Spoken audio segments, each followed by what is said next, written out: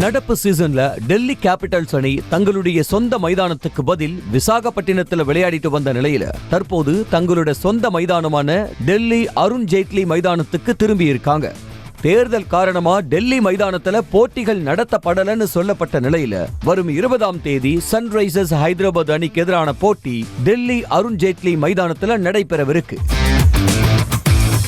Gujarat Titans அணி சுழற்பந்து வீச்சாளர் ரஷீத் கான் அந்த அணியோட கேப்டன் சுப்மன் கில்லை புகழ்ந்து பேசியிருக்காரு.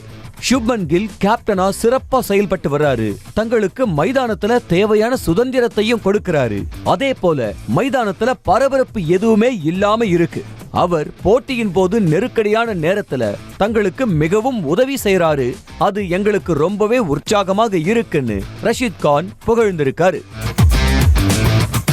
ஐபிஎல் தொடரோட 32வது ஆட்டத்துல டெல்லி கேபிட்டல்ஸ் அணியும் குஜராத் அணியும் மோத இருக்காங்க. இந்த போட்டி குஜராத் அணியோட சொந்த மைதானமான அகமதாபாத் நரேந்திர மோடி ஸ்டேடியத்துல நடைபெறவிருக்கு. நடப்பு சீசன்ல தலா 6 போட்டிகளை டெல்லி மற்றும் குஜராத் அணிகள் விளையாடி இருக்காங்க. அதுல 3 போட்டியில குஜராத் அணியும் 2 போட்டியில டெல்லி அணியும் வெற்றி பெற்றிருக்காங்க. இரு அணிகளும் புள்ளி பட்டியல பின்தங்கி இருக்கிறதுனால இந்த போட்டி விறுவிறுப்பாக இருக்கும்னு எதிர்பார்க்கப்படுது. பெங்களூரு அணியோட அதிரடி வீரர் மேக்ஸ்வெல் உடல் ரீதியாவும் மன ரீதியாவும் தான் சோர்வாக இருக்கிறதுனால சில ஆட்டங்களுக்கு ஓய்வெடுத்திருக்கிறதா அறிவிச்சிருக்காரு. இதுவரைக்கும் 6 போட்டிகள்ல விளையாடி இருக்கும் மேக்ஸ்வெல் வெறும் 32 ரன்களை மட்டுமே எடுத்திருக்காரு. செய்திகளை உடனுக்குடனும் துல்லியமாகவும் தெரிந்து கொள்ள சப்ஸ்கிரைப் பண்ணுங்க.